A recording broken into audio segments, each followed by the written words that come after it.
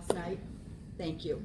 That, I think, for me, in all of the work I've done in anti-trafficking through the years, was probably one of the most powerful engagements that I've witnessed. So thank you all so very much. Jean and Jewel, you have forever impacted my life with that conversation that the two of you had last night. And Justin, Jean, the conversation that we've had through these past 3 days, truly life-changing and so grateful. Exodus Cry, thank you for providing this opportunity to have this conversation with your absolutely phenomenal film. If you have not seen the film, and they've provided us a link, and I hope that you're okay that we go ahead and share that with our workshop group if they've not seen the film, if they're able to, if we provide them with the link. It will be available online for streaming in January as well. Oh, awesome. So okay. If everyone can hold out till then it'll be public, can be shared. Okay. But the private link is still meant to be. Okay. Okay. Then this is the moment where we ask for forgiveness. Yeah, because because a few people that couldn't be here, I did send them the link, which was Senator Rosendale's, or I'm sorry, Senator, Emily's over there, Senator Dane's office. And Senator Dane's office did send us an email this morning apologizing that they weren't able to be here this morning. They had a family emergency with one of their staff members. So, but thank you so much. So typically the way that we open up is we open up with introductions to understand and know who's at this workshop. This is an invitation-only workshop, so the public was not invited. This is where we're going to be talking about how we as a community address next steps, what our options are, what we need to be doing to build our support systems to address next steps in addressing demand. So this is taken us 8 years to get to this point, but we're all so grateful that you're at this table with us because you were all key players to how we address this part of trafficking in the state of Montana. So thank you again so very much, and kind of giving them time to get here, but we'll just incorporate them into the conversation. So if we can start with introductions, I'll just start. My name, for those of you that don't know, because I see some faces that aren't familiar to me. My name is Penny Ryan. I'm the co-founder, co-chair of the Yellowstone Human Trafficking Task Force, which is hosting this today. Want to thank Whitewood Transport. Where's Scott? Where is Scott? Oh, there you are, over there, right in front. Whatever you do, don't be right in front of me because I won't see you. But thank you, Scott, with Whitewood Transport, for being an outstanding sponsor to this extraordinary event. And Scott serves on our board as well. Northern Hotel has been an absolutely outstanding sponsor as well, and they've been a great partner to us in this community. Keller Williams Realty, and who am I forgetting? Art House. And the Art House. Yeah. So thank you so much. For those of you that don't know, this task force has been incredibly active within the last 6 months of finding victims emergency placement, emergency housing, transportation. We are watching those services become less and less and less in our state. So the importance of this task force is growing greater and greater and greater. We've been the funding source to those emergency housing placements. We've been the funding source for those times of transportation that have been needed. So please know that your participation here and all of our partner organizations here are crucial to the work we're doing in the entirety of the state. So I'll say that, and yay! I held out long enough. I held out long enough. But we'll start. So Neil and you guys were doing introductions. So just said who I am, and we'll go with Morgan. And please tell us what organization you're here representing also. I'm Morgan Shy. I'm with the Yellowstone Boys and Girls Ranch. Also a volunteer for the task force. Yeah. Can I sit here? Yes. Oh, perfect. Yes. Hi. Am I Judge supposed to Harada, introduce yes. myself? Hi, I'm Ashley Harada. I'm one of the district court judges. Do you need a different seat? No, I'm at all? good. Thank Okay, you. all right. Sorry, I'm late. Oh, no, Hi everyone, I'm Emily Schneller with Congressman Rosendale's office. I'm John Miller. I'm here with the task force. Neil Byard, also here with one of the task forces here in Billings, Montana. I'm Sam Miller. I'm a nurse and the clinic director at Riverstone Health. I'm Tristan DeVoe. I'm one of the care managers at Riverstone Health. I'm Mike Urena, Billings Police Department, also the task force with the FBI. Cody Kaiser, Billings Police Department, task force with Homeland Security. Lisa Satorni Wells, chair of the Billings Area Domestic Violence Task Force. Scott Cook, Secretary of Transport, board member of the task force. And I'm Terry Cook. Try to be really involved with the task force, and so I'm Heather McAbee with Shifting Sands on Ezekiel. Zeno Baucus, U.S. Attorney's Office for the District of Montana, Human Trafficking Coordinator for the District of Montana, and also co-chair of the law enforcement subcommittee. And most important role, Husband, to Yes. my better half, apologizes for not being here. She's dealing with her mom issues, but Yeah. Stephanie Baucus sends regards. yes, thank you. Brandon Walter with FBI. Amanda Blue, FBI. Jewel Baraka, survivor, author, and advocate. I'm Kara Gallus. I volunteer on a lot of task force and do a lot of private investigating. Kristen Isley, The Worthy Ranch. Gene McConnell, founder and president of Authentic Relationships International. I'm Justin Utenheimer. I direct programs at the EPIC Project doing demand work engaging civilian men. Helen Taylor, Vice President of Impact at Exodus Cry. Sloan Wilson, also with Exodus Cry. Melanie Tripp for the task force. Gloria Mang. I'm with the task force for prevention. Pastor Steve Bishner, here in Billings, and so I'm part of the task force. Jody Gardner, and I am the secretary for the community awareness and an author. You're gonna say that for shame and trauma recovery. I'm Carissa Welsh with the Worthy Ranch. Sherry Hansen Smith with the Worthy Ranch. Bob Twilliger on the task force. Erin Walker with Project Stand and also on the Yellowstone Human Trafficking Task Force. Grace McConnell, wife to Jean McConnell, and we're from Authentic Relationship International. Awesome. Thank you all so much. Mike Urena, we're so glad that you are here and that you have recovered. Mike, so brief history here. I ran for city council because the Billings Police Department didn't have enough funds to get someone on this task force. Didn't have enough resources. So I asked Chief St. John if we can pass some public safety mill levies, will you give us a detective on human trafficking? And he said, yeah. So I ran for city council, got 2 public safety mill levies passed, and we've got Mike Urena. And then he conveniently got shot just soon after that. Not for those reasons though, but we're so happy that you are healthy and you have recovered and you're back on the job, and that, yeah, we are so happy that you are here.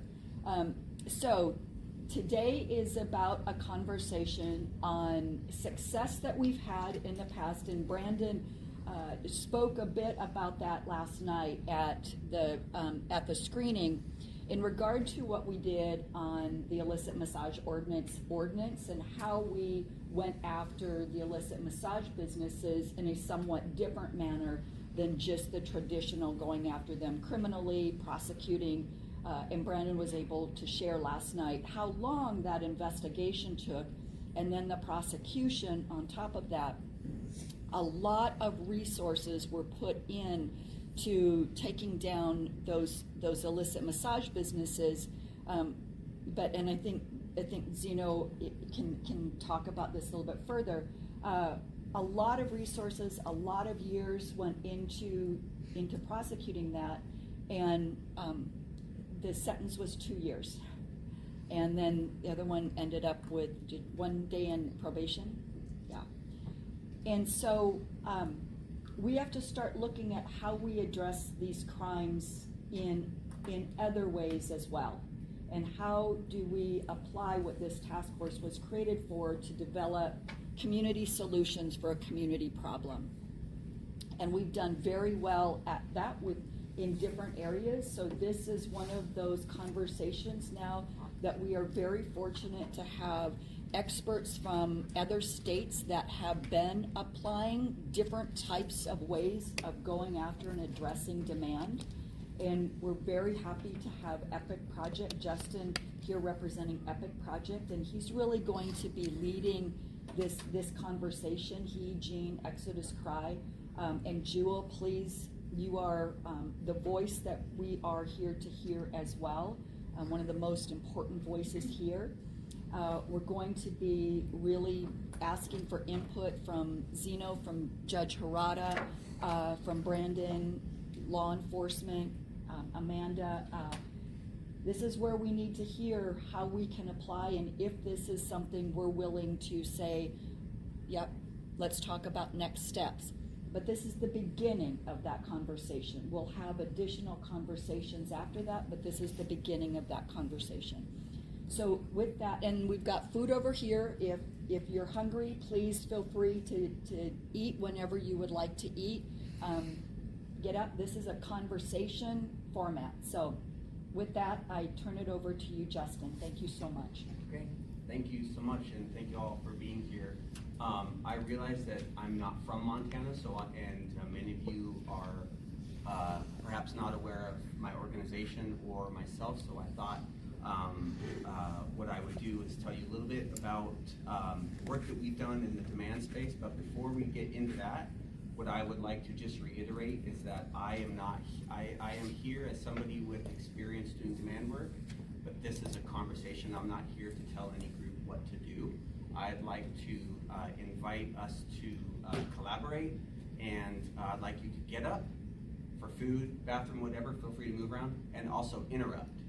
This is not just content delivery. So let's get the conversation flowing regarding demand. And so what I thought I would do is give you just a little bit of an orientation to what our organization has done and why the task force has brought me here. And I do not do well sitting in a chair, so I'm going to get up. I'm going to use that whiteboard, and I'm going to talk my thoughts out visually. So yeah.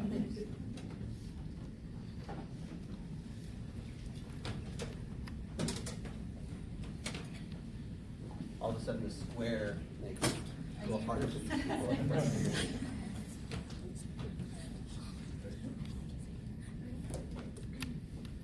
Okay, so just some real, like I was told, we're not doing any HT 101. Everybody in here knows HT 101, so we're not going to do any of that. The one thing I want to say, though, is that we all want to see an end to human trafficking, okay? There is no end to human trafficking without an end to demand. We need There better is markers. no use of this whiteboard. Try it again. I got a whole stack I'll go through here. Okay. Magic marker. Bear with me here for a second. I'm just going to take them all out and assume the worst. Get them ready to go. We're going to look. We're going to ask if they've got more also. Okay. All right. Let's see what we got here. That's a little better. Oh boy. All right. We'll get through it. So, I guess I'd just love to start here. Are we all on the same page with this? Is there like seriously, like now is the time to say I'm not so sure I am on the same page with that. Can you say it one more time what we're on the page with? We all want to see an end to human trafficking. Yeah. There is no end to human trafficking without an end to demand. 100% on board here. Okay, good. So now is where it gets complicated. What does that mean? And this is where I'm going to give you a little orientation into what we've done. Back in 2013, we started something that we're most commonly known for, something called cyber patrols. Our local response in Portland, Oregon, to realizing that there were young girls being trafficked right on the streets of Portland was, I mean, admittedly, our first thought was, we want to wear bright colored shirts, we want to go walk 82nd Avenue, and shirts were going to say something like real men don't buy sex, and we approached our local task force and law enforcement and told them about our really cool idea, and they said that's a really terrible idea. And so we respected that, but they gave us a training and said, this is the brothel of the 21st century, and if you want to start trying to do something in that space, we can train you on what trafficking looks like, send you on your way and see what happens. We did that in 2013. We got a group of about 10 guys. We posted decoy ads on Backpage at that time, and we had no idea what we were doing. We didn't know how to post an ad. We didn't even have photos in our ads. We just said, hey, I'm new to this, which is literally true. New to this, call me. And our phones blew up, and in a 3-month pilot period of these civilian, barely trained men, we engaged 1,000 buyers in a 3-month period of time just from the Portland, Vancouver metro area. And when we brought that information back to our local law enforcement in the sex trafficking unit within the Portland Police Department, they were really grateful that we were able to collect that many phone numbers of known local sex buyers. And they were, oh, bless you. Thank you, Heather. And colors too. Now you're talking my language. Yeah, I love it. I sort of feel like we should get, demand in red here. We want to see an end to demand. So we posted these ads. We started answering the call. We didn't really know exactly what to say or how to say it, but we knew that we could actually get men to respond to our ads and have some kind of a conversation. And after that original pilot program, we decided to move forward with really growing this Cyber Patrol civilian train engagement. And a couple of things that were really defining characteristics was we were not interested in being a vigilante group. So it was really clear that we were going to be allies to law enforcement, not agents of law enforcement. Very, very clear distinction. Making sure that we're not, talking to buyers as though we are police officers, not arranging to meet up with buyers, that sort of thing, but staying within the realm of authority that we as civilians have, which is basically to say, I, as another man within your community, see what you're doing and I have something to say about it and it needs to stop. And that's where we went. So we all are on the same page. Human trafficking cannot end without ending the demand. So what does that look like? And so a lot of organizations and task forces like yourselves will come to us and say we want to do demand. And so I would say we used to say, great, here's a Cyber Patrol program.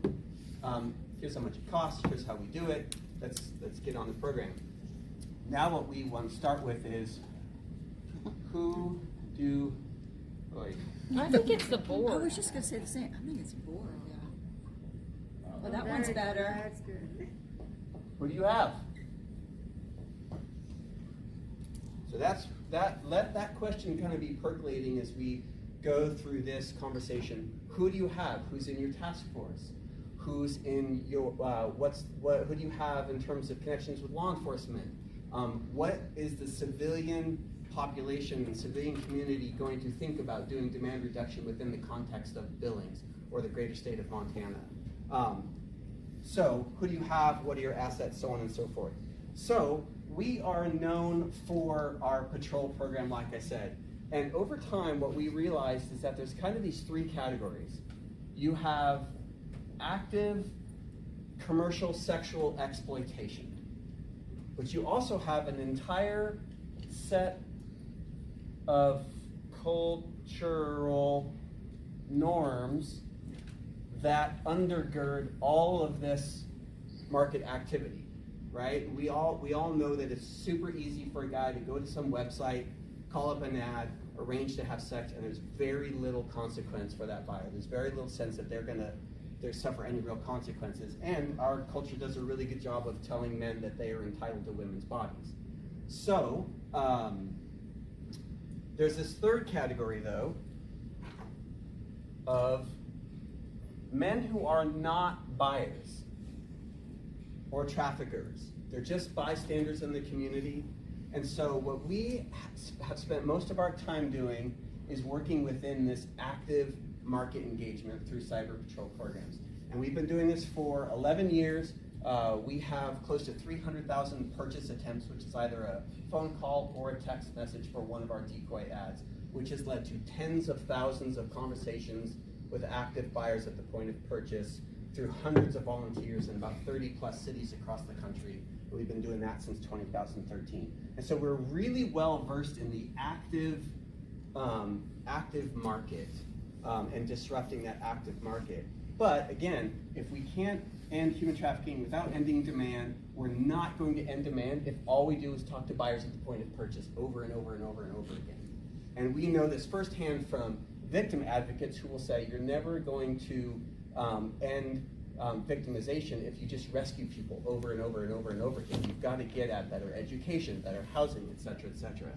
So we've got to figure out, well, what are all the things going on that are driving all of this activity over here? So there's this whole, there's this whole set of activities that we'll talk about today over here. There's also a whole bunch of stuff over here.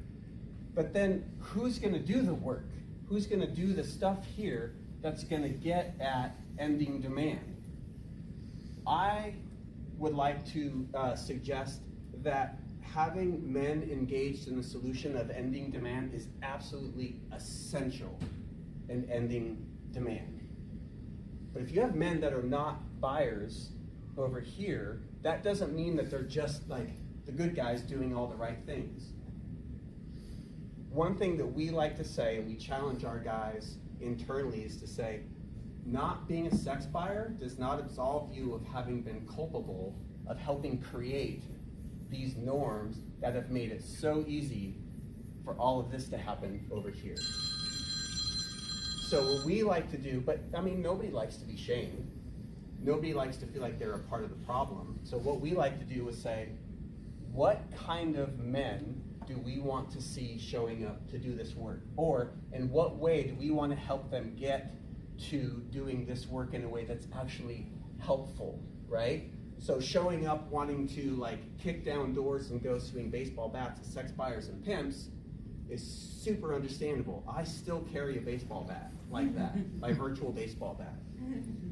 And, super important, and that won't work. That will not do this. And again, our North Star is we actually want to end demand. We don't want to just do stuff that makes us feel good about ourselves. We actually want to end demand. So we've got to be doing things that address the active market. We've also got to be doing things that are getting at cultural norms. And we've got to make sure that we are properly orienting, training, guiding, caring for the men that are essential to do this work. So what we've done, and I'm kind of wrapping up my content part because I want to get to what you're thinking, what your questions are. We've decided all of this activity over here can be broken down into 3 categories. How we learn, how we relate, and what we do. So we invite men. I know that this is why I use a whiteboard. Can you imagine trying to explain this without markers? So we invite all these guys to come over here and explore all this. This is awareness of trafficking, but it's also awareness of the systems, the personal and the cultural systems that trafficking exists in. It's not just sex trafficking exists, it's bad, we need to stop it. Well, how does it exist? How in the world is this happening? Is it a bag over the head white van kidnap kind of thing? Is this a right under our nose kind of a thing? Is it hidden in plain sight? What's actually going on? But also, what are learning about cultural norms? All these sorts of things. And I'm going to skip this for a second. Men love to show up in this category. We love to show up and get stuff done, right? And that's great. But what I want to suggest today is that if we just have men showing up to say, I want to come and talk to sex buyers, they're the bad guy, I'm the good guy, give me access to the bad guy and I want to tell them that it's wrong and bad. There's value in that, and what we need to do, I believe, again, to get back at this, is to start with, well, who are you?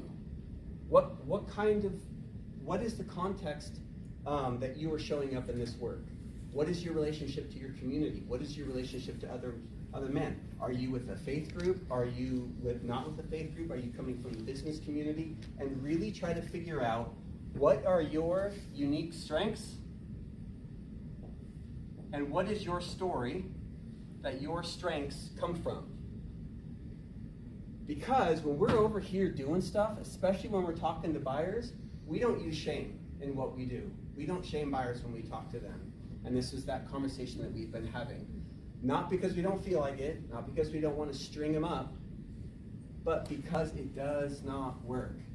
Again, I want results. I don't want to do stuff that makes me feel better about what I'm doing as a volunteer. I want to see less people being harmed.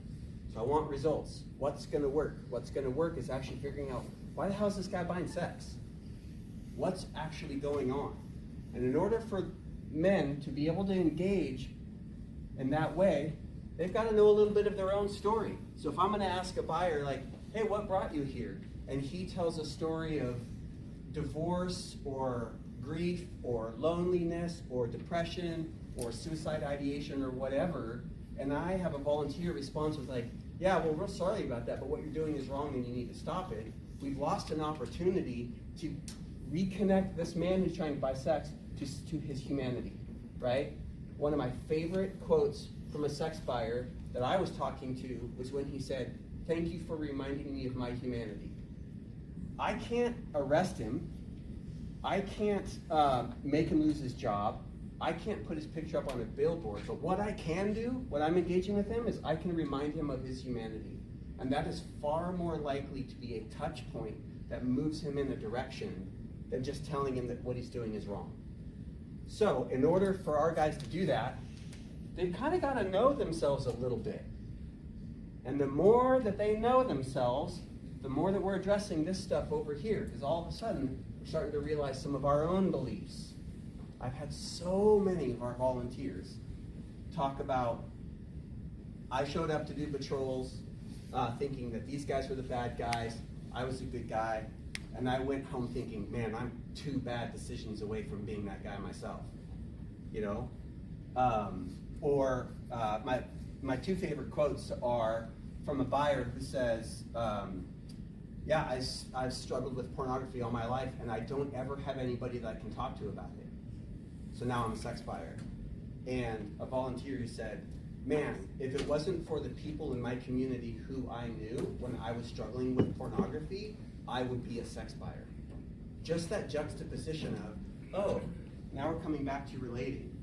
They have people that they are relating to. What we want to do is connect buyers back to something that is what they are actually trying to get at, right? When they're trying to buy sex, something brought them there. And while it would be really great to just say just the right thing, that they would feel enough badness that they would never do it again, I'd put money on the fact that they might not ever buy sex again, but they're going to go do something else.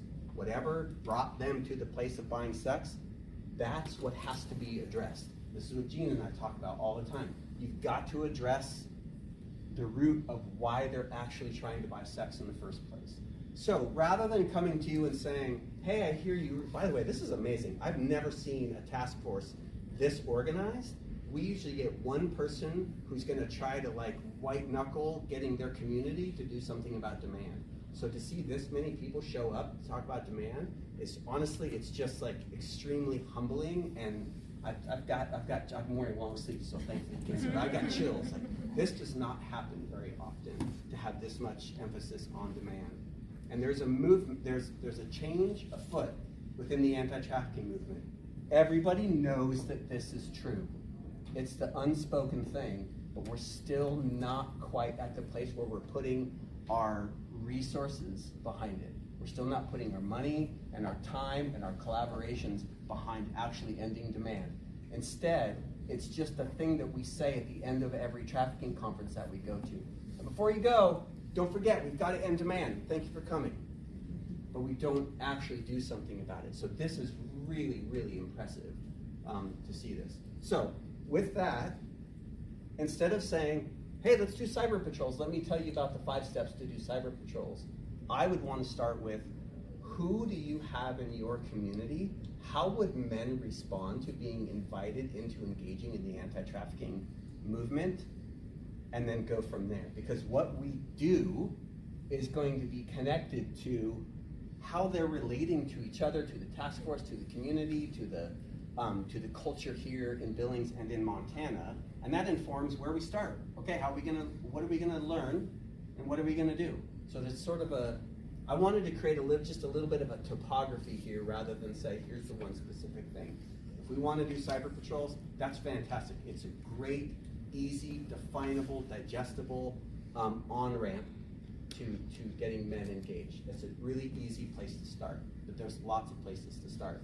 Some examples of that would be, like, we have a program called Disruptors University, which is curated by Lauren Trantham out of Ride My Road organization, and it is a 8-week online course specifically given to epic men, and almost every class is led by a survivor. And so it's things like the economics of exploitation, or it might be policy and legislation around exploitation, the history of exploitation, particularly on impact of marginalized people. It's a whole wide-ranging set of education, and all of our guys are required to go through it. So webinars, trainings, awareness events, screenings of buying her like we had last night, whole bunch of stuff we can do and support that. Relating is small groups. Chances are the men in this community are already in groups. And by small group, I just want to be really clear, I don't mean a Sunday church small group that meets for an hour and a half and does a Bible study. I just mean the men in this community are probably in a group of some kind. A group of guys that goes hunting, a group of guys that meets up at the sports bar, a group of guys that plays poker, a group of guys that meets in the backyard around the fire. That's what my group is. We meet, once a month, come around, we meet around the fire, and we have prompts, getting into more deeper discussion, right? We are relating to each other, and it's always in the context of how are we as men showing up in the world? And how is that either promoting the right kinds of generative, healthy, life-giving norms, or not? And then out of that, we decide what we want to do as a group. So that was a lot. That was great. Yeah, I'd love to open it up to just questions, or have Jean jump in, or what are you thinking, Penny? Well, and so thank you so much for that, Justin. I think one of the things that comes to my mind is to emphasize that we are all still about consequences. That this is not a taking away of consequences to criminal acts. Yep. This is a way we're trying to engage in disrupting those criminal acts and additional ways that we can impact the community. And then the other thought that I had was to also remind everyone, the film so beautifully engages the idea that buyers come from every profession. Mm-hmm. That buyers are law enforcement, buyers are judges, buyers are attorneys, buyers are pastors, buyers are teachers. It's not just the guy we think on the street. Mm-hmm. And that's why I think it's so important for the people around the room, especially the men that are here too, to be thinking about, is this in my profession? Am I working with men that are buyers in my profession? So my hope is that we have really what you presented up there, real conversation. Yeah, thank you for bringing up the part about consequences as well. We like to say, I'm really happy for a buyer to go to jail.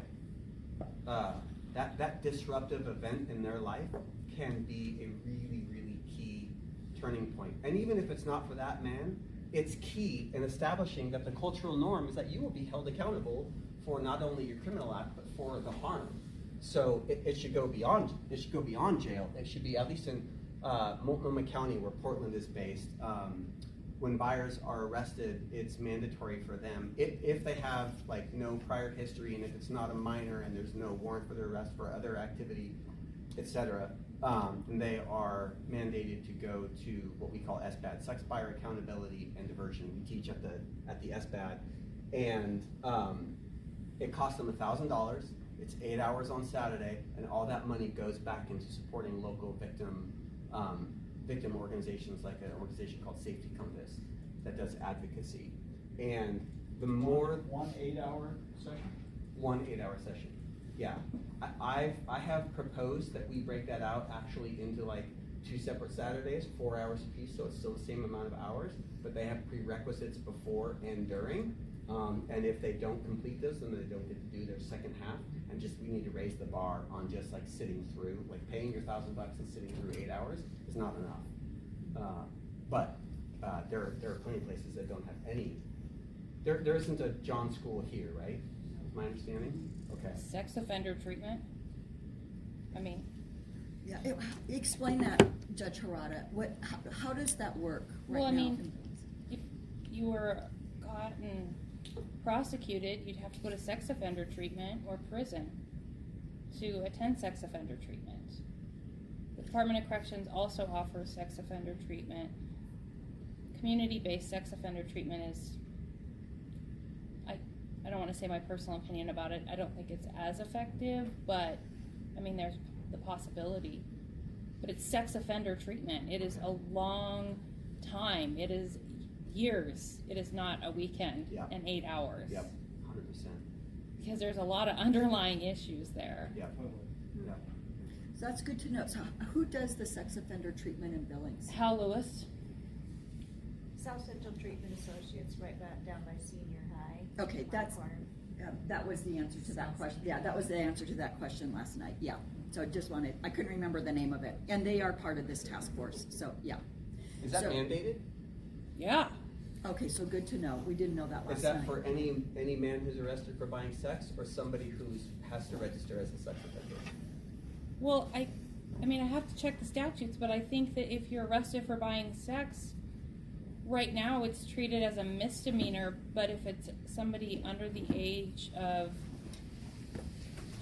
6, if the intention is somebody under the age of 16, then it is, it's mandated. Sex offender treatment is mandated. But the adult, the legislature just did a bunch of stuff with adults, and I still think, I don't know.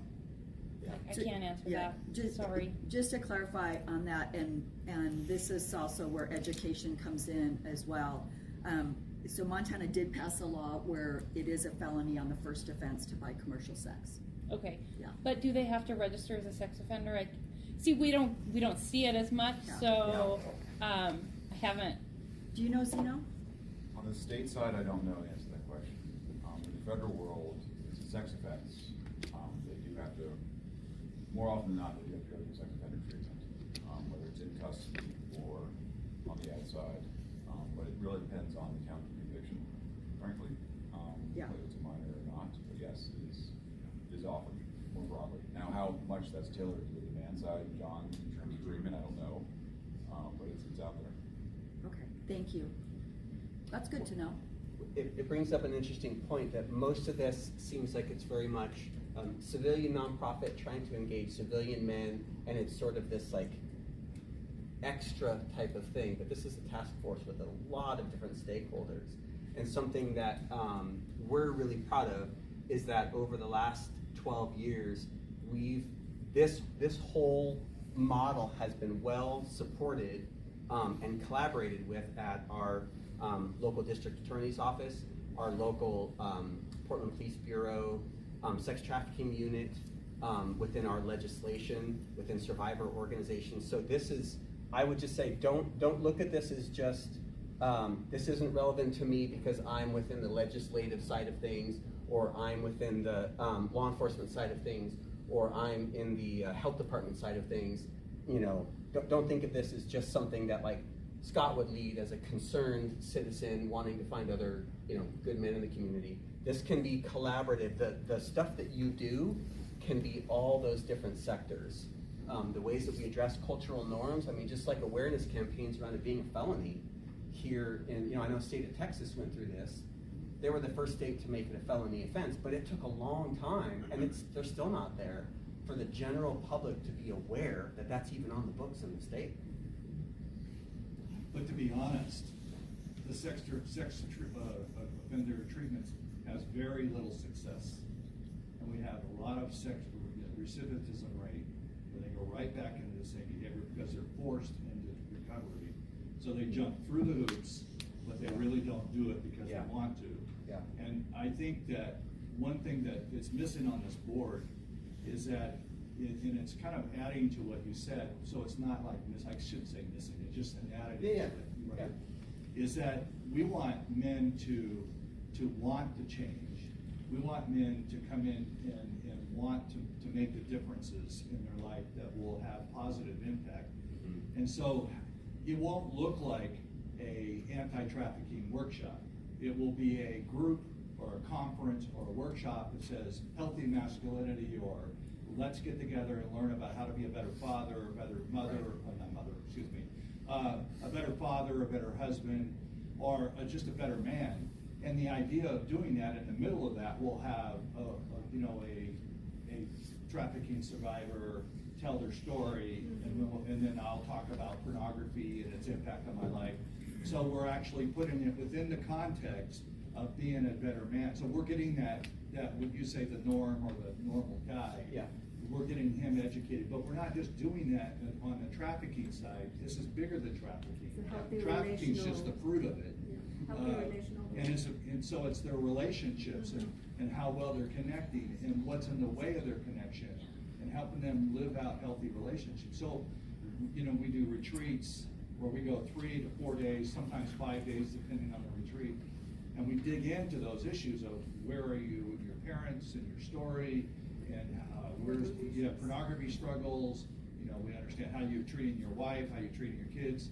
So it's a holistic, it's a relational health issue, and it moves it from this court stuff. Now, all of this is so important, so none of this is wrong, obviously.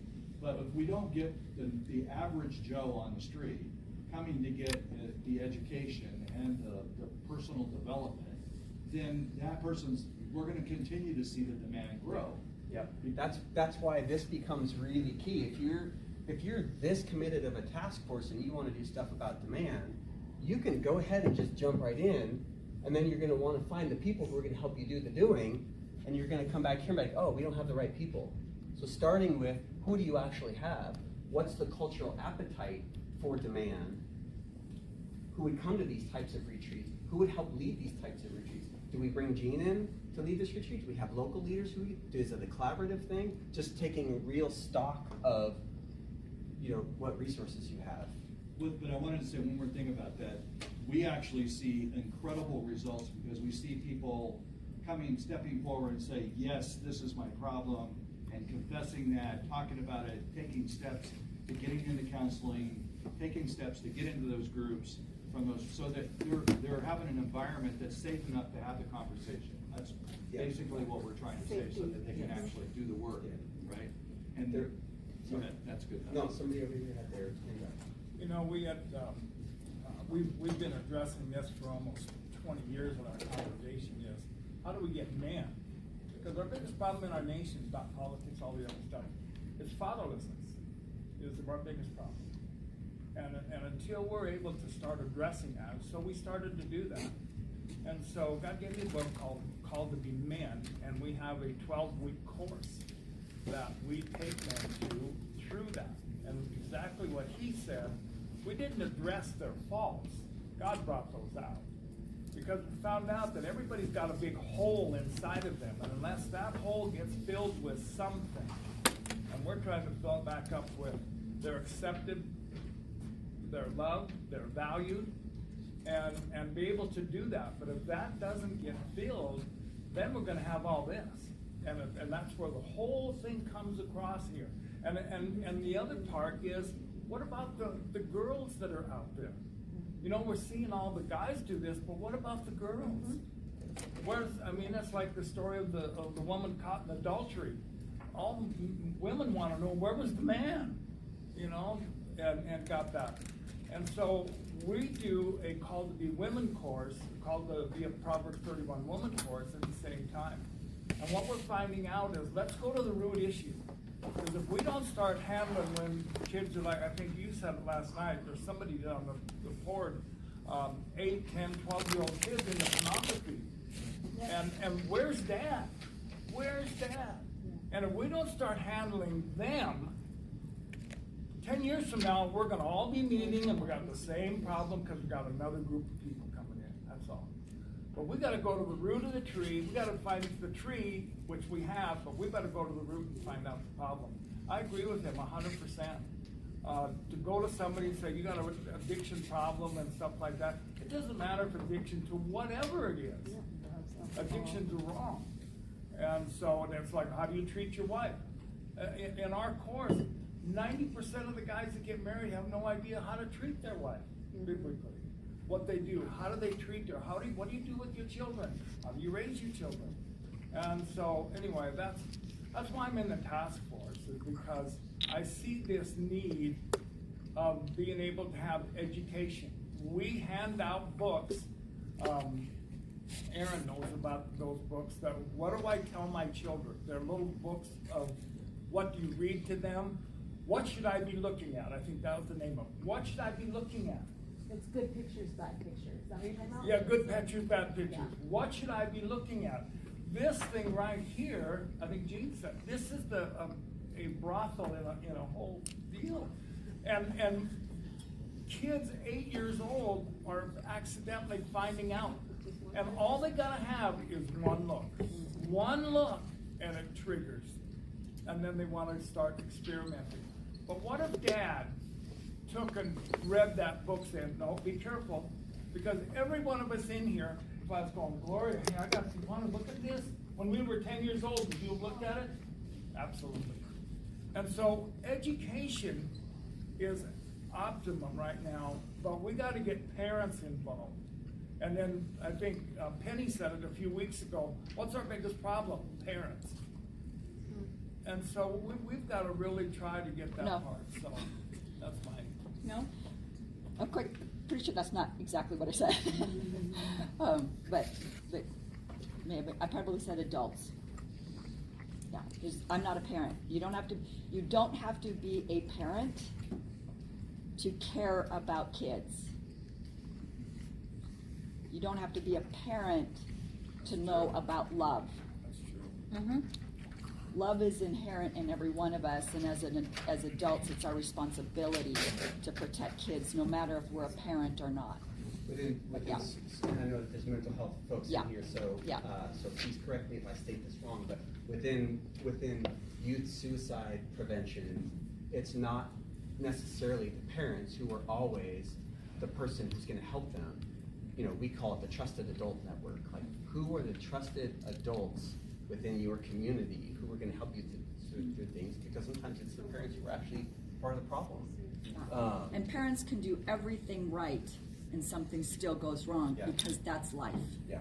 You know, and I think one of the things that you're saying very well, Justin, and want to bring that in and emphasize that with what Jean is saying too, is that the biggest thing I think we're looking at is how do we, yes, address demand 100%, but in addition to that, so I guess it wouldn't be 100%, but in addition to that, it's really how do we make sure there's no more victims. And the demand portion, the buyer is a victim as well, in many regards, and that family becomes a victim, but the criminal acts that happen to a victim of trafficking, they're victim. How do we reduce victimization? Yeah. May I push back a little bit on Yes. the statement about like 100% demand? Oh, but wait a minute, maybe not 100% because there's this other thing. Reducing victimization is a part of demand work. I think that one of the things that we need to do as a movement is stop thinking of demand as just every time we stand in front of a sex buyer and try to get them to stop doing what they're doing. Demand is not just behavior cessation. It goes way beyond that. Yes. It's way further upstream.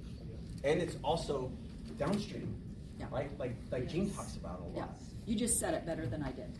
Okay. Yeah, Okay. 100%. Okay. Let's agree not to compete.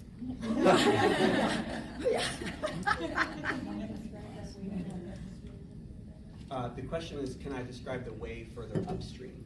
And again, this is where I would love to, I'll tell you my thoughts, but I know people in here do way further upstream all day long. So we have an organization called My Friends Are Not For Sale, and it's youth leading youth to be aware of elements of grooming and things to be paying attention to your friends in a way when something's off, and then knowing who the trusted adults are to go to when you're starting to see that something is off. And again, this is youth leading youth. This is not adults trying to find some youth who will be their spokesperson to the youth. It's truly a program designed by, implemented by, and supported by non-youth, but led by youth. So that would be one example, and just because stories are more fun than bullet points. This My Friends Are Not For Sale program was primarily started in high school, and it's an awareness generating campaign. And last year there was a middle school in Portland, Vancouver area. They got wind of the My Friends Are Not For Sale program, and some 8th grade girls were interested in it. And middle school, we have to be a little bit more careful, right, with like age appropriateness, come and start talking about sex trafficking, and all of a sudden the alarm bells start going off. And so they went in and they started talking about, well, what do you want to do? And it's all about, they start with, well, who do you have? Like, who are the kids here? What does it look like to lead these kids? What are they interested in? And they just wanted to talk about, being 8th grade girls in a world of exploitation. And so they were pretty serious about it. But the cool thing was, I'll make the story really short, these high school leaders went into the middle school and were cultivating these sort of lunchtime gatherings. And they had a bunch of middle school girls come to the first one. They talked about, age-appropriate levels of grooming and all that. And several girls showed up. And then they had another one the next week, and it was for middle school boys. They asked middle school boys to come and talk about, being young men and growing up in the world and all that sort of thing. And, without nobody's gonna come. And there were almost 70, it's all optional. These 70 middle school boys thought that this was something that was worth their time to come to. And it was led by a high school senior boy. So that would be one version of further upstream.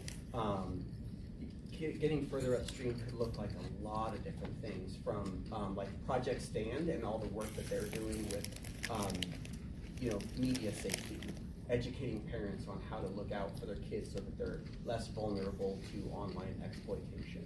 It could be age verification. It could be all these things that are just further upstream of when somebody has been harmed. And that can go in a bunch of different directions. I'd be curious if somebody wants to add on to that. So the program that we do with Survivors Awareness Formula Curriculum is exactly the same thing that we would use for children and also for buyers. I think that, and we are in the process of developing a curriculum, and the basis of that curriculum is understanding their self-worth and then making choices based on who they are, knowing their core values, listening to their intuition, and then creating a community where they can honor that in others.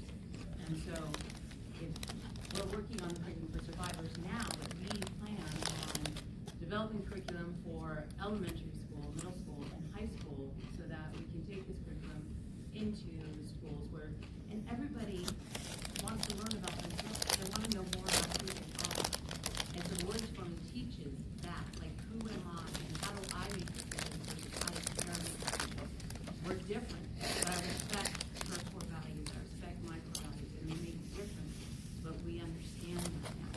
And so then I can respect that. And what we talk about is, yes, the increase in juvenile crime, and what happens is you have kids who are out doing that shooting, right? The reality is they have no understanding of their own values. So why would they understand the value of their person's life?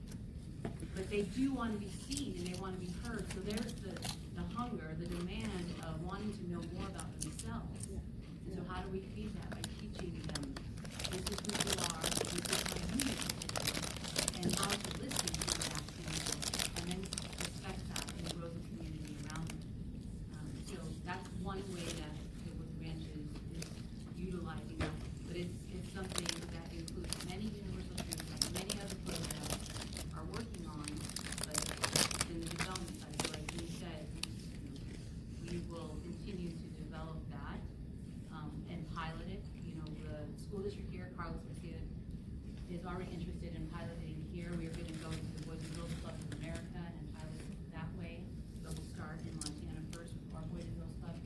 So there are lots of different character development programs, but those are, like you said, it's how do we change their longing, not change, but how do we feed the longing for them to want to see, be seen, be heard, be valued, because whatever happens to them as a child, whether they were traumatized as a child and that changed the way they thought about women or, you know, crime or whatever it was, how do we now get them back to understanding that they're 100% valued and worthy regardless of what they did or what they're going to do? One of the things I was gonna say that is so powerful. Yes. And one of the upstream, or you wanna call it downstream, upstream, whatever stream, is the idea we're getting teens to tell their stories now, rather than 60 years down the road. And they're telling those stories of the sexual abuse, sexual encounters, the sexual engagement that's going on in the youth that they're not talking about.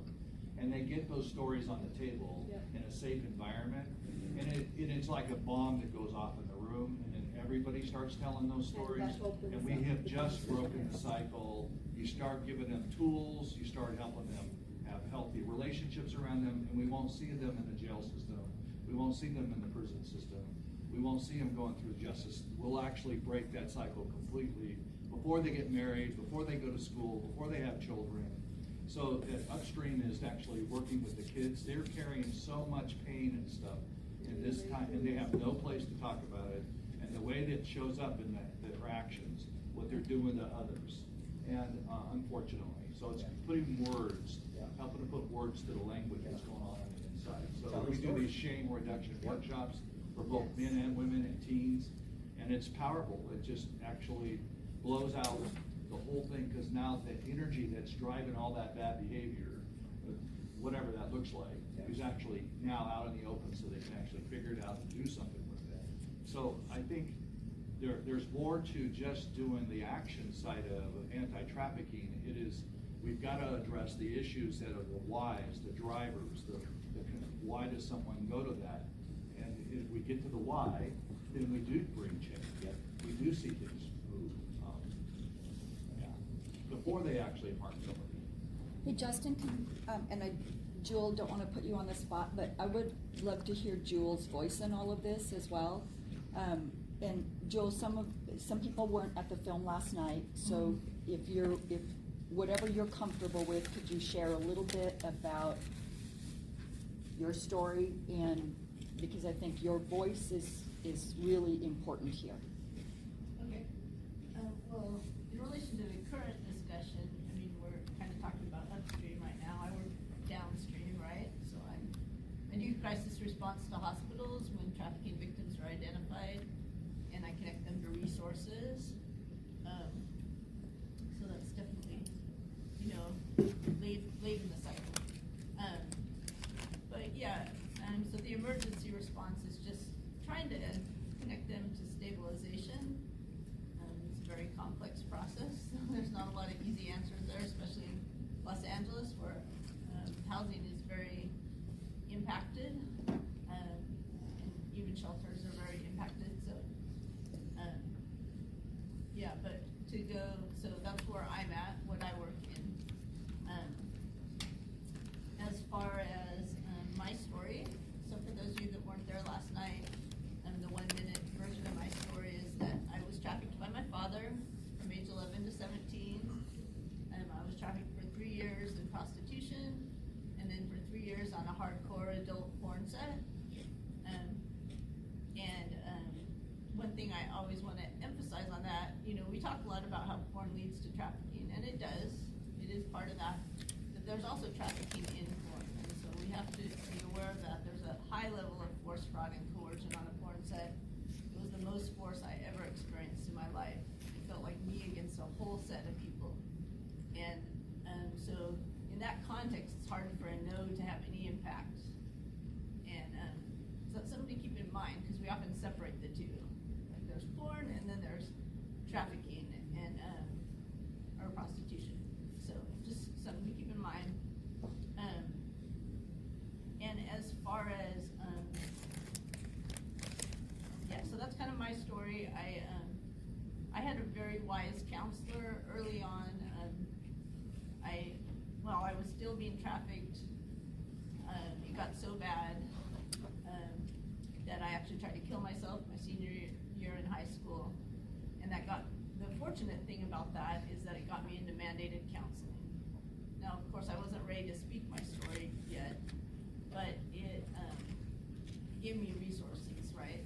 It helped me start building. And because my father was the one trafficking me and my family was the problem, even though I wasn't able to tell my counselor that, it's like she picked it up or sensed it. And so she taught me how to not tell her when she's like, unless you have a plan and you're about to hurt yourself, that's when I have to call your parents, right? But if you're just having these feelings, suicidal feelings without an action plan, then I don't have to call her, right? And so that was very wise by her to teach her, because when she did have to call them the first time, then it made it worse for me, right? Because I get punished because now I'm speaking out. And my dad's image was his most prized possession. He was a pastor, by the way. And so he had crafted his image meticulously. That was his prize. And that was what triggered his anger more than anything, is if I did something that in his mind shamed him. And so he would be extra violent in those cases.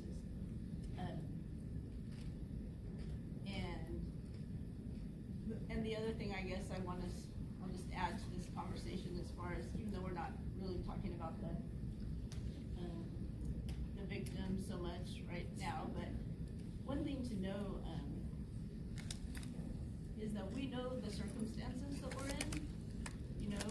We've grown up with them, and so we know when it's safe to reach or when it's not safe to reach. So you really have to respect that. I mean, I understand kids have to be rescued, but even I was underage when I was hospitalized, from my suicide, and I knew that it was not safe to speak, right? Actually, my attempt was like I counted as my first attempt to speak. I'm saying my life sucks, right? And I wanted to be gone, right? And then when I failed to kill myself, then it's like I had this realization that, oh no, I spoke in a place I'm not supposed to speak in. Now consequences are going to come back on me, right? And so I knew that was coming for me, but luckily I was in the psych unit for like 3 weeks, so it gave me a break. But I knew that was going to end, right? And so that I needed to pull back the speaking in a sense, because it wasn't safe. And I was right. A couple of weeks in, my dad yanked me out of there, because they couldn't get a 2-doctor hold, because now I felt safer, so I wasn't as suicidal, right? And probably the first time in my life I felt safe, significantly safe. And so yeah, he yanked me out. He said, yeah, she's just manipulating everybody or something, and he pulled me out, and I was back in his hands. And so it's important to know about victims, that they know their life best, and to trust when they're ready to reach out. Don't ever try to force somebody who's not ready. I really appreciate what you were just saying. There's so much that we've all been saying here. Loss of identity, loss of worth, that sense of safety. Brief background. I am a mental health and addictions counselor. I have counseled individuals who have been charged with sexual offenses. I was doing their chemical dependency, not their sexual offense counseling per se, but there's so overlapped. And I've also counseled survivors of various forms of sexual assault. Currently, I do a street ministry. I literally hang out in the homeless communities and just basically harass them. That's what I do, is I hang out and just love on them and let them know that they're valuable human beings, humanity. And so one of the things that I really want to look at as a member of this task force is how can, I have like 15 questions, so I'm going to try and do this. How can we as a task force encourage buyers or potential buyers to want to come forward? Does that make sense? Because that want has to be there.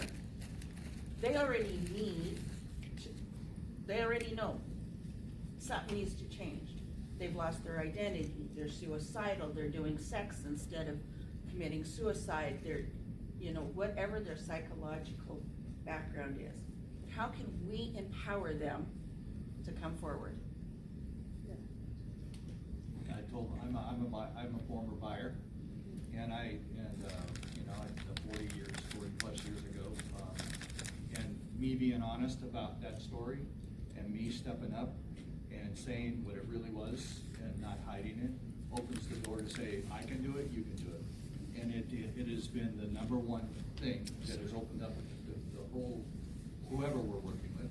So you have to build an environment that makes it safe. And so it's not about whether they want to talk, because they do.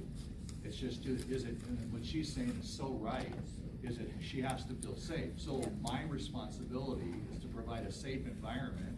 And it kind of goes counter this whole thing of, well, we have to punish them. Of course we do. But we still have to be able to separate behavior to the humanity piece. You punish the behavior, but you don't destroy the person. And so that's shame reduction work, because shame says that's who you are. And so we're not, that's not who they are. They're not an offender. They're a human being who's made mistakes, who has offended. And they have to have correction, but they also need to be treated as a human being as well. And I think having someone or others tell their stories, and what's happened is, now that I've told my story, there are many who are doing the same thing, and we need more stories out there, but I can see it's rolling, and it's moving. And that's authenticity breeds authenticity. You create an environment that people can be authentic and real. And that, I can't say that strong enough. I can spend all day on that piece. So my number one thing is to provide a safe environment so people will be real. I really appreciate that. Even though I was going to ask, as a woman, how do I engage in relating to the buyers on the street? One of the things, the word humanity has come up in my street ministry quite often. They've actually used the words, thank you for reminding me of my humanity. And I think that is the biggest compliment anyone can ever have. Well, one of the biggest ones, that, and the legislature called me a diplomatic bitch, and so I'm really happy about that one too. But, sorry. As a woman, I still have the power to create a sense of safety for the men on the street to come to me and say, what resources? And I think I want to make that is the men are key, they're crucial, they're mandatory. But we can also be a resource and love. Because I think that's the missing key for most of the buyers, is a sense of love. I think you're right on, and that squares with what we hear repeatedly when we engage buyers at the point of purchase. Is so often, and I don't it's more nuanced than this, but a rough sketch of it is that so often they're not actually looking for a sexual activity as their primary motive. Research backs that up. Our tens of thousands of conversations with buyers back that up. The individual stories of men who have come forward and courageously told their stories backs that up. It's just not what they're looking for. So if we're addressing their behavior of attempting to engage in a sexual act, we're actually missing the real opportunity to connect them back to their humanity. It's tricky, but you're right on. And I want to add one more layer to what you're talking about the what's the pipeline, so to speak, of where men feel like they could step forward. We were talking about this the other day, that there's no one size fits all. A lot of men are really, I mean, let's be honest, terrified about the idea of stepping out to say, I feel, right? Let alone I feel what, and then being able to name that. We don't often have the training to simply identify how we feel. Right now, as a man in a room full of people that I don't know, telling you that I think men need to be more in touch with being able to recognize their feelings makes me feel scared. I feel a little scared right now to tell you that I think that men should be more in touch with their feelings. I don't know how you're going to judge me, what you're going to think about me, but when men can start actually labeling that stuff, you can get work done. And what we have found is that if you create an amazing workshop like Gene does, some guys are going to go to that. But a lot of guys aren't going to touch that part of that thing that's actually causing them pain until they're actually acting out on it. So like a guy who's drunk might be able to finally tell you why he's drunk. A guy who's trying to buy sex, this is actually a right moment to be able to connect with them here, that they would not otherwise engage with the flyer or the invitation or whatever. Well, I've been to several of the Buying Her screenings, and I always wonder how many men are here in the audience right now, and they're just like on the edge of their seat, desperate to have somebody say, you too? But they just can't quite. And even if you were to say, hey, if you have a story that this is you as well, come talk to me over here. They wouldn't. But if they're actively acting out, that's actually a right moment we might be able to connect with them. So I would just say it's not build the most amazing awareness event or invitation or have the most amount of barbecue or like whatever the thing is that you think is going to draw the men. It's way more diverse than that. But again, it just kind of comes back to like who, I'm from Portland, Oregon. So if you mention the word masculinity, who knows what kind of a response that you're going to get? Or if you have a thing that says, "Hey guys, come to our barbecue. We're going to put bacon on everything, and we're going to talk about being men." And you're going to get some guys, and they're going to be like, "Yeah," and you're going to get other guys to be like, "You eat meat?" That's so wrong. Like it's just so you just never know. So I just think I really second what Gene is saying about be authentic to who you are. What are my strengths? My strengths come from my story, and I'm going to make my invitations out of that authenticity rather than what I've sort of like strategically cooked up as like the most effective thing. And yeah, you said as a woman, you have just as much impact as a man does, and I want to encourage you not to lose that. My wife Grace, who I call an evangelist, a relational evangelist, she goes into a store and has everybody crying in 5 minutes. Literally, it's amazing. But what she does, when she's told, we have her in our workshops, and she tells her story of being, bondage and being used and all this stuff. I won't go into her story. And she tells that story, and her authenticity does the exact same thing as my authenticity does. Yeah. And it brings men out in ways. I had some man say, I've been in conferences all my life. Your story broke me. And totally changed his ability. And he talked and opened up and stuff he had never told anybody. So it wasn't my story, and I was there telling my story. It was her story. So authenticity is the ingredient. It just depends on, because your story is your story is your story. You don't have to be anything more than your story. But it's being real about your story that actually sets the tone for people to be real and to actually work on themselves.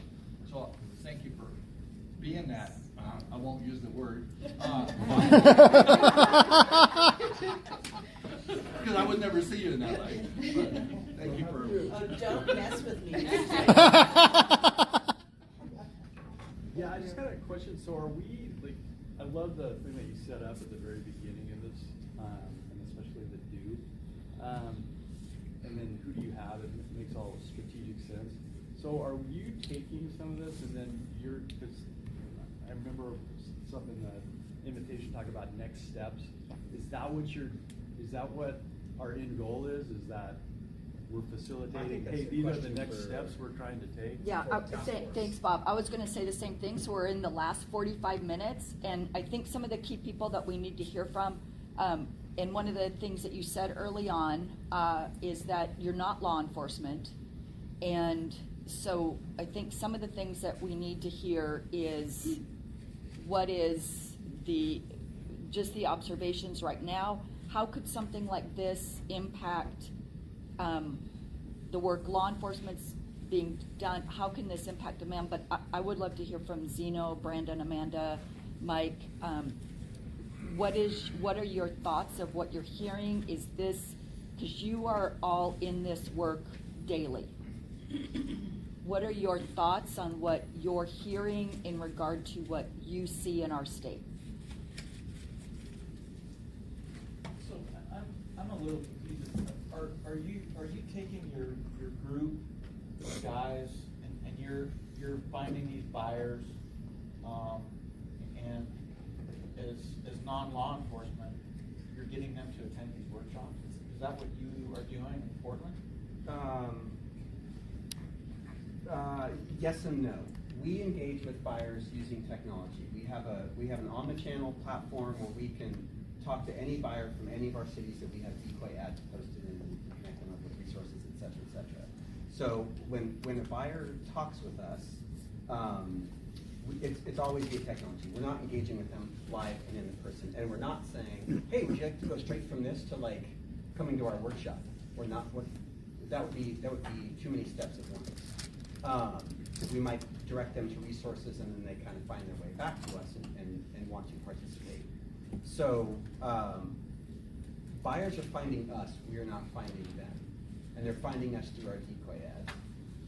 Regarding like workshops and that type of thing, the workshops are primarily designed at, again, the men who are showing up to do the doing and the relating and the guys that are showing up to fight sex trafficking is primarily at this point for them. They might be we have former buyers within our community, but those workshops are primarily for what are we as men doing in our day-to-day lives within our day-to-day communities that are actually getting at ending the demand through just our ways of showing up in the world. And that, that's a whole separate conversation.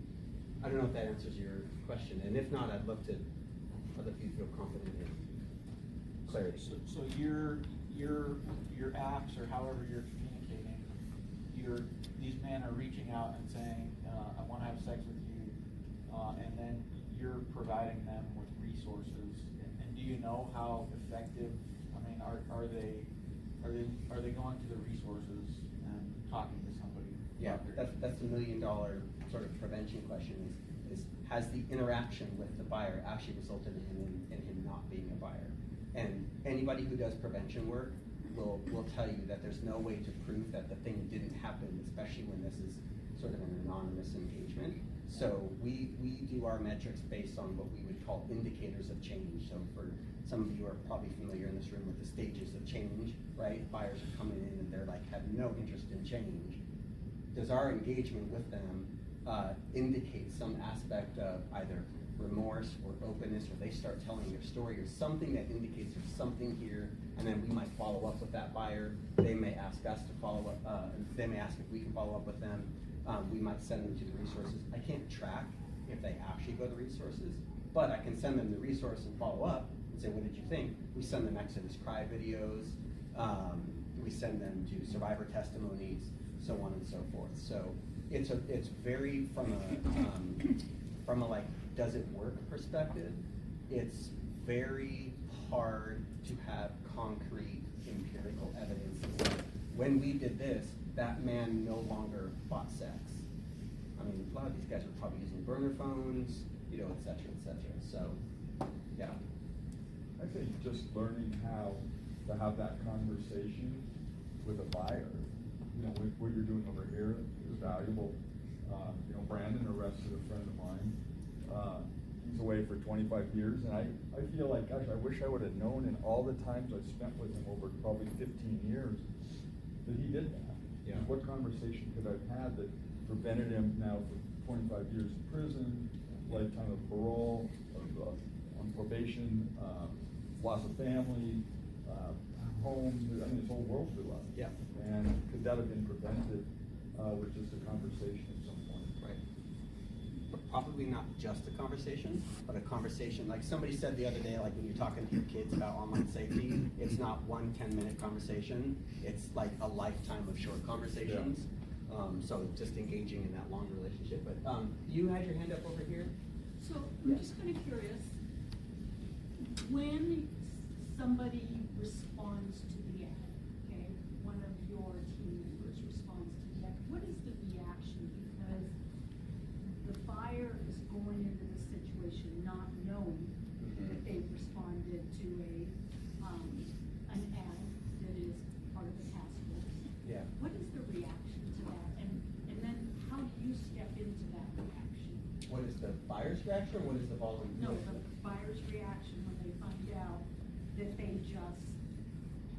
this is not what they thought they were. It's all over the map. They go radio silent, they use all the 4-letter words,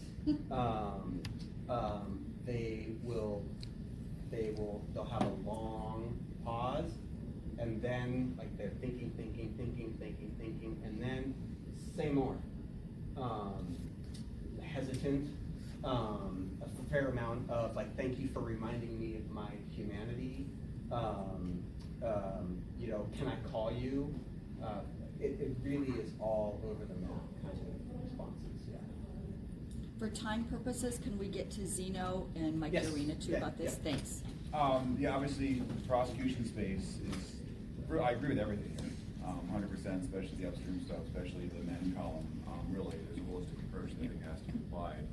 The prosecution space is kind of ill-suited to address some of this, but you know, the active point of sale, the cultural norms, especially the consequences piece. I mean, there's various schools of thoughts whether deterrence, which is one of the points of prosecution and sentencing, especially general deterrence, has an impact. In my personal opinion is, I like to think it has an impact in this space a little bit, right? So we prosecute buyers from time to time, and depending on the nature of the case, usually we put out a press release saying so-and-so was prosecuted for, you know, arranging a commercial sex date. He showed up, and usually he obviously received X years in federal custody. We'd like to put that out there, and I'm just kind of spitballing in my head whether we may also want to put in something that, you know, if you are or contemplating being a commercial sex buyer, please call this number, and then there's various resources that have kind of been floated around over here. So, you know, again, you know, I don't deal with a lot of this. I obviously do a prosecution standpoint. We do prosecute Johns. There's a greater area of emphasis to prosecute Johns, frankly, the Department of Justice. But you sometimes wonder if you're just kind of chipping away at the problem and not really kind of moving the ball down the field, to use the analogy here. So, I don't know.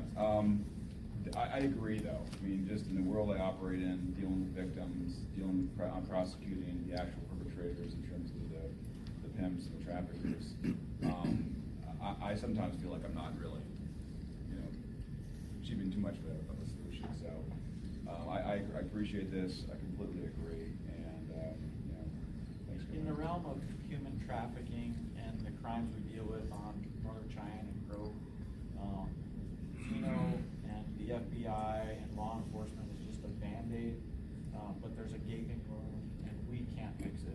We're not the solution to it. This community group is the solution. And if you can engage these men, I think that's the solution. Mike, from what what you see at a municipal level and what you see I within mean, I IQ. agree with everything Brandon is saying. I agree with this whole presentation. Because as law enforcement, we kind of do the same things as far as like,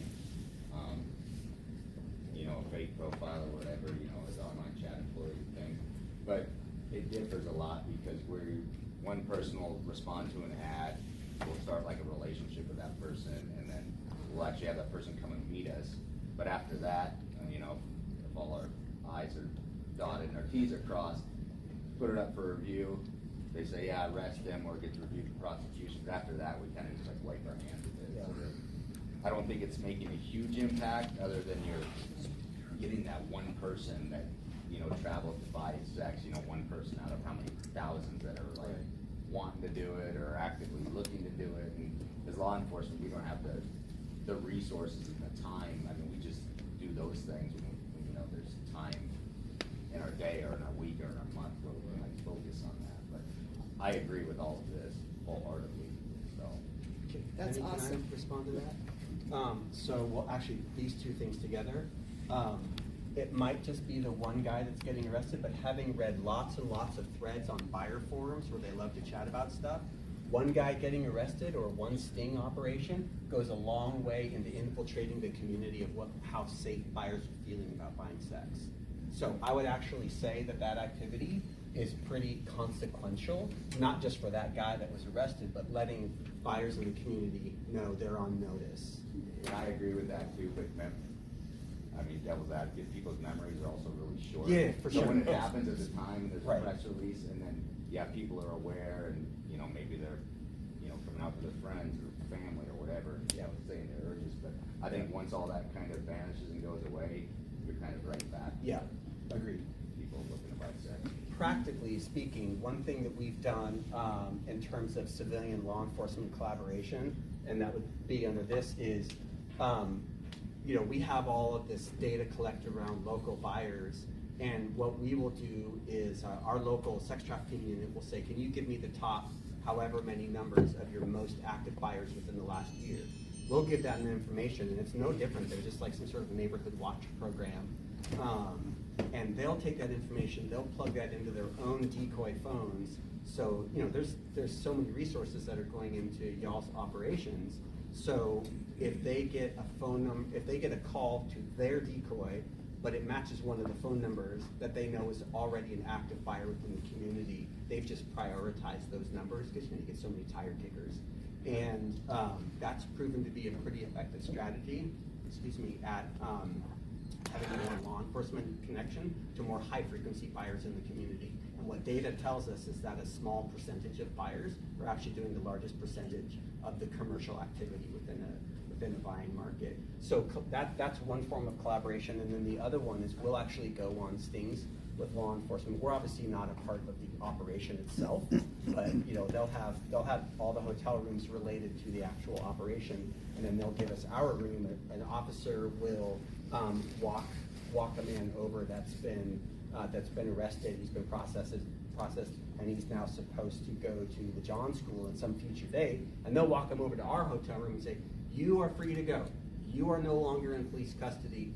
These men have experience talking to men who have been in your situation before. I, law enforcement, am going to leave the room. That door is open. You're welcome to go. These men are here to talk to you if you want to talk." And you know, the first time we tried it, we thought, nobody will stay. I'm free to go. See ya. And I would say at least half of the men choose to stay, and they're just like, what do I do? One guy is like, I told my new, the wife of our, who had just delivered our baby, I'm gonna run out and get milk.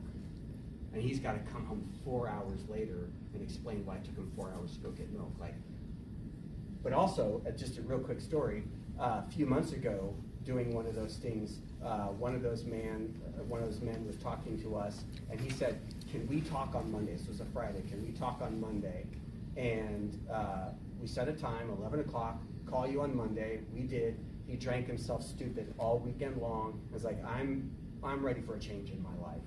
Long story short, we've been talking with him on a regular basis over the last 8 or 9 months now, and he now comes to my backyard group on a monthly basis, and he will say repeatedly, we'll be talking about stuff, a couple times ago, relationships with our dads came up as a topic, and he's telling me stuff that's blowing us all away.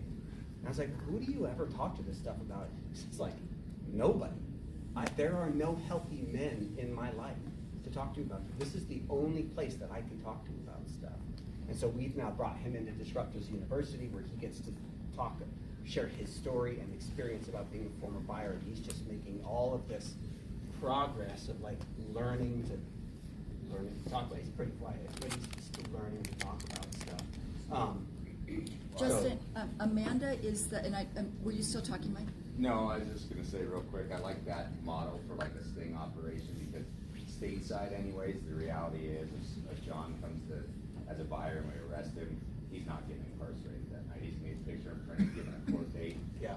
And if he participates in an interview, like, yeah, sure, I'm gonna treat him with respect and dignity, but he's not gonna call me after the fact, or I'm not gonna call him after the fact. Exactly. So I do like that model for things like that. And that's what the local PD in Portland says as well. Like, that's a really easy handoff, and it gives this man what he needs that they can't do. Right? Yeah. Yeah. Thank you. And just to remind you, Justin, Amanda is the lead on the FBI task force that does these kind of operations. And Amanda, what are your thoughts? How long can you stay to set up a group for us? Yes. Well, I'll let you call my wife. And you can work that out. Amazing.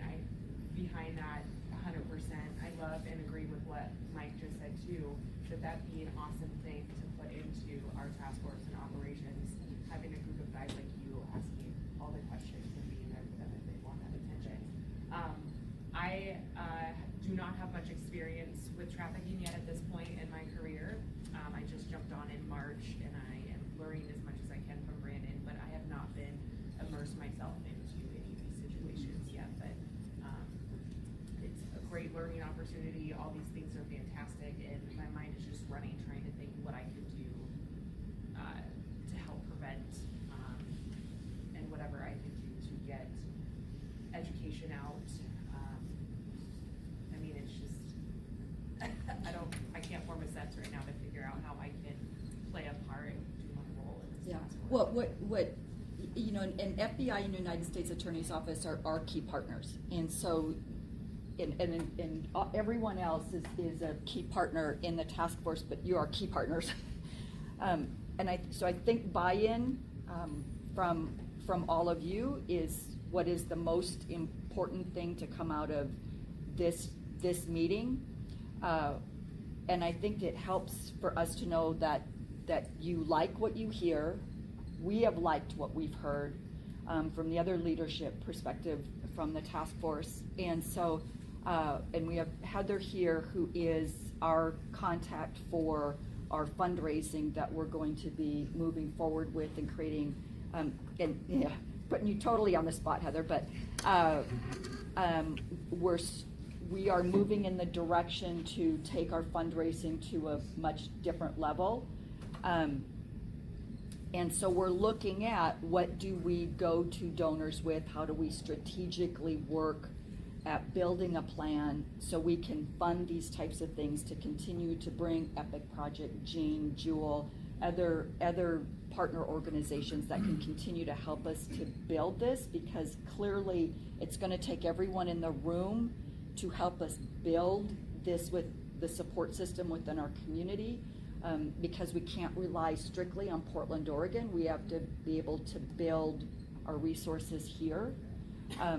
And that was, I think, one of the key things that we needed was for you all to hear this and buy in with us so we can figure out how to move forward in developing the resources to continue to build this program here.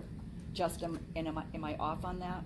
No, Okay. you're exactly right. And the only thing that I would add is we wouldn't actually try to leave